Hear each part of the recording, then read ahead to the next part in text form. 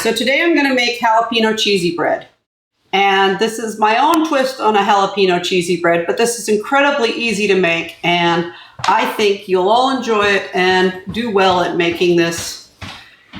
This will melt in your mouth when we're done. In front of me I have a bowl with 7 cups of flour, and I've added to it 4.5 teaspoons of dry active yeast, and I'm just going to go through and mix those up together, making sure that there are no lumps in the flour, or as few as possible. I'm just pinching those with my hand. Now what I'm going to do is I'm going to take a tablespoon here, and in another video I've showed you how I prepare garlic for putting on pizza. I prepared garlic again, but today it's not for pizza, it's for this dish. So I am just taking the oil out of that and spooning it into my dough here.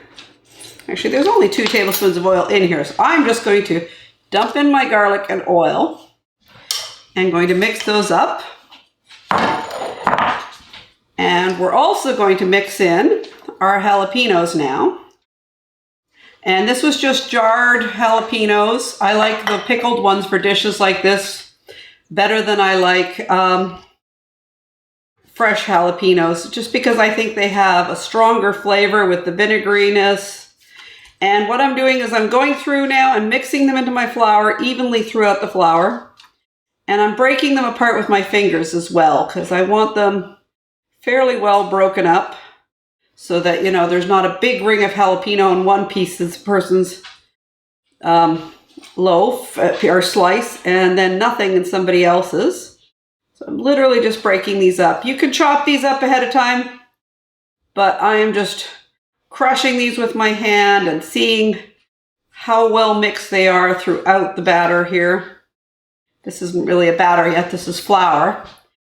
But by mixing this stuff in now, we're making sure that they're fairly well distributed throughout the whole loaf of bread. And so see, I have a big chunk of flour here and there's none there. And again, I'm just squeezing with my fingers. I pre-roasted this garlic, like I said. You can check out my deep dish pizza recipe for the technique on that. And I added the olive oil, and it kind of is now coating all of our flour, and it gives it that nice extra garlicky taste. There's some more flour there that has no jalapenos and garlic in it. And now I'm going to take my pre-grated, today I'm using Jack cheese, but you can use cheddar for this. Stronger flavor cheeses do better. I wouldn't use a mozzarella. And the recipe says you need about 5 cups. I'm always a little extra generous with my cheese. As you can see, I think I have probably about 5.5 cups of cheese here. And so I've just thrown that in on top of the flour. And again, I'm just going to toss with my hands. Going from the bottom of the bowl and picking up. We want all the cheese covered in flour. And again, this is my own take on the recipe. It's a recipe I got off the internet, and I've modified it quite a bit. There we go, just making sure that we have even distribution.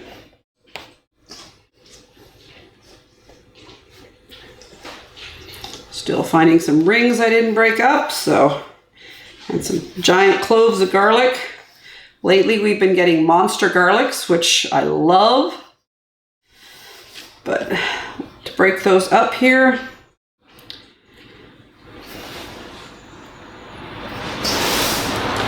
there we go.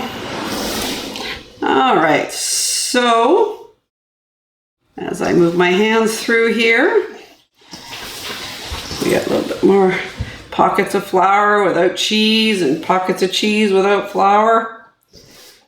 So see me just turning with my hands here. So now that we have all these other ingredients in here, we can add the salt. You don't want to directly put salt in contact with yeast because it will kill the yeast. But now there's enough buffer, and I'm going to add 2 tablespoons of salt. This is a double batch. The recipe calls for 1 tablespoon. I will put a single recipe on my website for you. And again, just tossing it all in and mixing it so there's not a pocket of salt in one place and not anywhere else. So this is a standard no-knead yeast dough. When I was growing up, the only thing I knew about was yeast doughs, and who knew about no-knead and all that, but the internet is a wonderful thing. It has taught me all about these other ways to create yeast. And no-knead doughs, the nice thing about them is you don't have to work too hard at them. And again, I'm still just looking for pieces of jalapeno and garlic to break them up. But mostly what I'm doing is making sure that everything is evenly distributed throughout the bowl. I'm going to throw in 4 cups of warm water. And I just kind of poured it into the center. And this is the part that most people would be appalled by because it's such a gooey mess. But I am literally going to take my hands and go from the edges to the middle where the water was poured. And I'm just going to mix. And this is going to be a soup. This is literally the texture of a soup. There we go. Making sure throughout the process that all those lovely ingredients get wet. And you'll see it's already not quite as soupy. It's very goopy, but not soupy. So there's water on the edges there, and I'm just pulling the sides into the middle because the middle is the wettest. Or the driest, sorry. And once I go through this and am confident that all our flour has been absorbed, we're done. This is going to go and rise for an hour, and then we'll come back and treat it specially. And we'll come back again an hour after that and treat it specially. And then it'll be ready.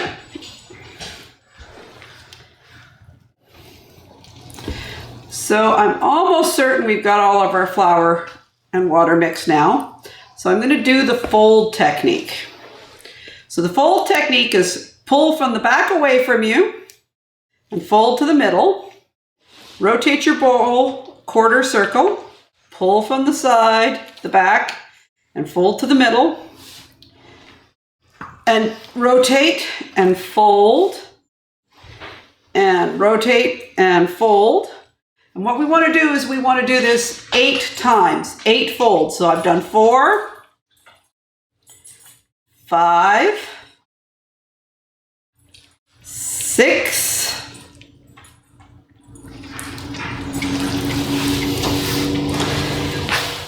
7, 8. And that folding also brings that moisture from the sides into the middle.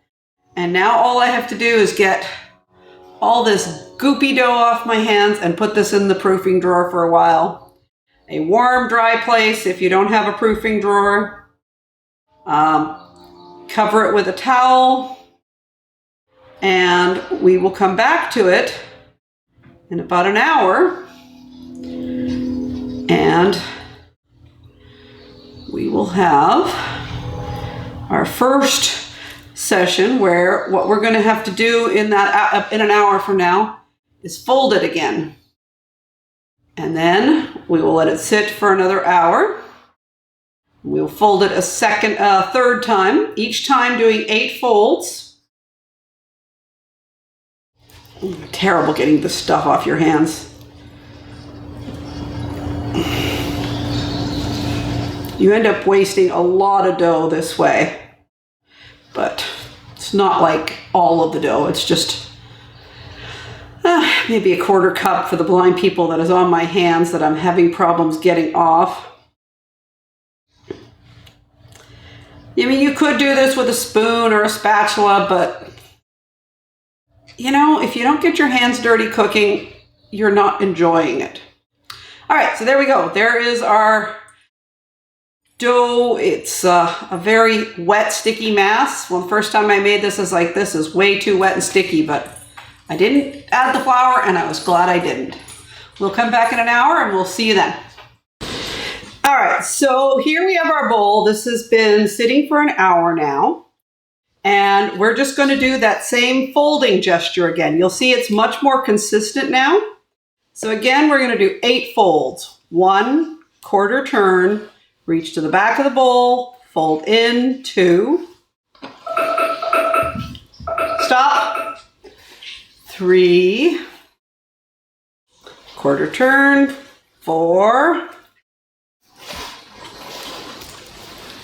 5, and 6. Now I've got some dry here at the bottom of the bowl. This is exactly what we were looking for, is to expose any dry. 7 and 8. And since I did find dry, I'm going to fold a couple more times just to make sure here. I think the jury's out if you can overfold or not. It's not kneading, it's folding. And I'm just making sure to moisten that area. There we go. All right. So now we're going to put this back into proof for another hour. And at the 30-minute mark, I'm going to turn my oven on. And we will put it into a Dutch oven and bake it. We'll show you the placing it in the Dutch oven when we come back. Okay, so in front of me I now have 2 pieces of parchment paper, and the reason I have 2 pieces is because I am making 2 separate loaves today. So I am going to take a fistful of flour and put it in the center of the sheet of parchment paper and rub it all the way around with my hand.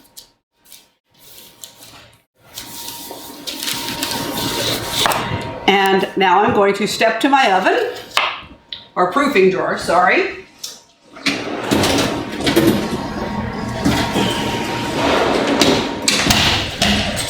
And here we have our lovely dough. And what I'm going to do is, again, brave the messy mass of this dough and take out a nice big chunk of it. And I'm not being very precise because one of my pots is bigger than the other.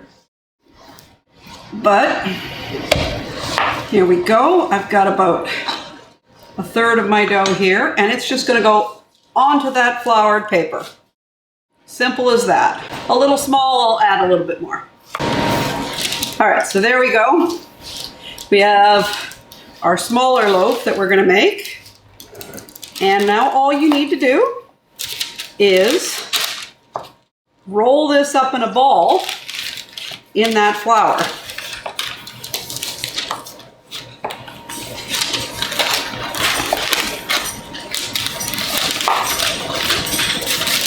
And it looks like I did not put enough flour down on this paper.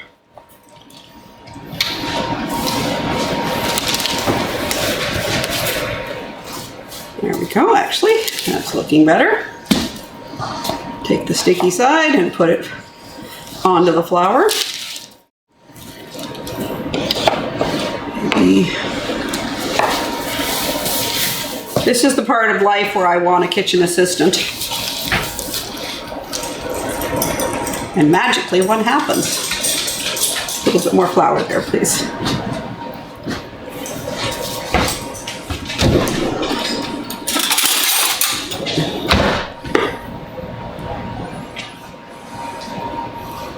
Perfect. Thank you. I'm just rolling this into a ball. And we'll put this aside for a moment.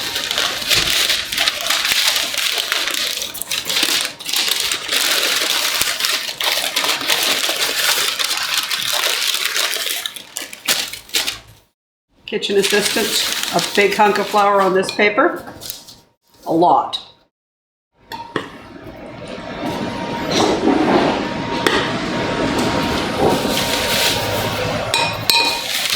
There we go. And we'll take the bowl now and flip it onto that flour. Voila! A much bigger mass of dough, but this will feed twice as many people as the other ball is meant to feed. And again, we just roll it into a ball.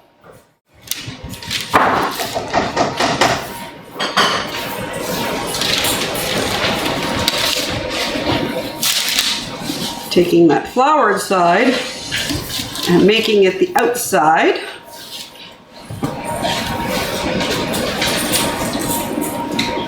And tucking in, just literally tucking into the middle there.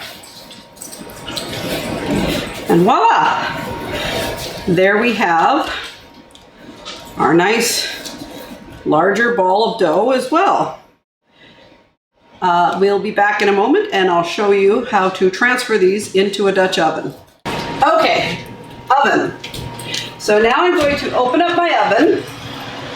And I'm hoping, here, I'll turn the light on in there. I'm hoping that you can see what's inside the oven here. 30 minutes ago, I turned the oven on to 400 degrees and I put my 2 Dutch ovens in the oven here. And now the oven is all preheated and these 2 Dutch ovens are sitting here very nicely hot. Their lids are up on the top shelf.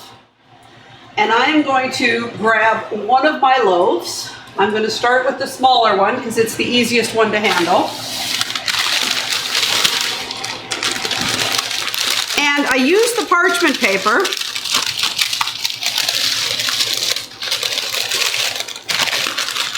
as a little bag. So see how I'm grabbing it around the corners of the parchment paper? And I'm going to just use the dough itself to find where the Dutch oven is. And I'm literally just going to pour from the paper into the Dutch oven. I hope you got a good view of that. We'll do number 2 now. It's going to be a little bit trickier because it's bigger and heavier. So I take all 4 corners of my parchment paper. And since this one's heavier, I've got my hand underneath the center of it to carry it. I'm going to use the dough mass to feel for that very, very hot cast iron. Once I know it's in, I tip and I pull away. There we go. So there's a little excess flour in there and that's going to come off when we take it out of the oven. And now we take our rubber glove, and this is the oven part of a Dutch oven. We are going to grab the lid to one of these loaves, or one of these Dutch ovens. And you notice I'm doing this with oven mitts, because these are 400 degrees hot. These are very, very hot. And it would burn like anything. There we go, one lid on. Reaching for my second lid. And putting it on. And you want to make sure you get a tight seal on the Dutch oven. Because what's going to happen is the steam from the moisture in the bread is going to keep the bread nice and soft and let it rise. In 25 minutes from now, we will come back and take those lids off. Here comes the moment of truth. We're now going to take the lids off of the Dutch ovens and see how our jalapeno cheesy breads look. One lid off.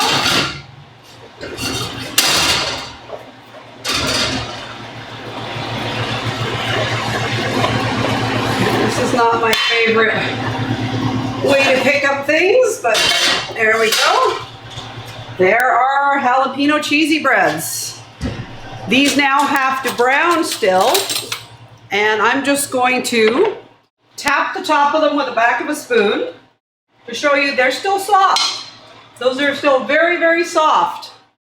Now I'm going to just push them back into the oven, and they will cook for another 20 to 25 minutes until the internal temperature reaches about 190 to 200 degrees, and those will be ready. All right, so here we have our loaves of bread. I just took them out of the oven, and I'm going to flip this one over for you. And you'll see all that excess flour. So I'm just taking a pastry brush and brushing it off. I've got these on a towel here because they're incredibly hot.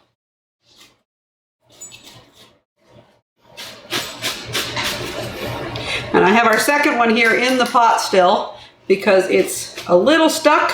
That cheese sometimes sticks to the pot, so I'm just letting it use its own weight to come out. And I'm literally just feeling around the edges of this loaf of bread and scraping off the flour. But if we hadn't used this much flour, it would not have come off of the paper as easily as you saw it come off.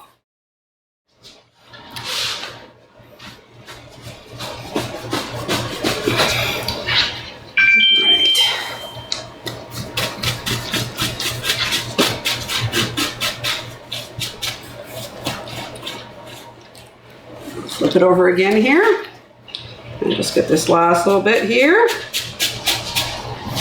And this is very hot. I am moving very quickly around this bread because it is hotter than anything. It just came out of the oven at 400 degrees, so. All right, there we go. Flip it over again, and I'm just going to reach. You know what, I'm going to put this on a different part of the towel. Let me grab my oven mitt here.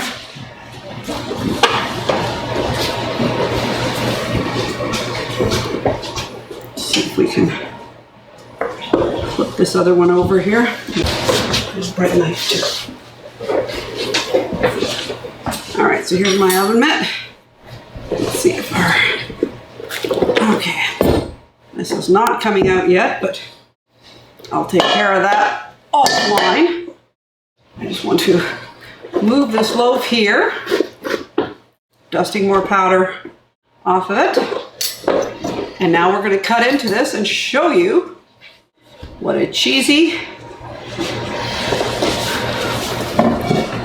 jalapeno garlic bread looks like inside. Here's my bread knife. And we're just going to cut these as pie wedges. So put the two cuts there. And I don't want to cut through onto the towel, so I'm just going to tilt it up and go into my original cut. There we go. Into my other original cut here. I would normally do this on a cutting board where I wouldn't worry about this. But my cutting boards are all plastic, and I wanted to be able to show you what the interior of this bread looks like. Oh, come on. Cheesy bread. Okay, keep the knife in. There we go. We now have a magnificent, absolutely gooey jalapeno cheesy bread. Hope you make this recipe. If you do, let me know how it tastes. Please press subscribe and let me know what you'd like me to cook for you next.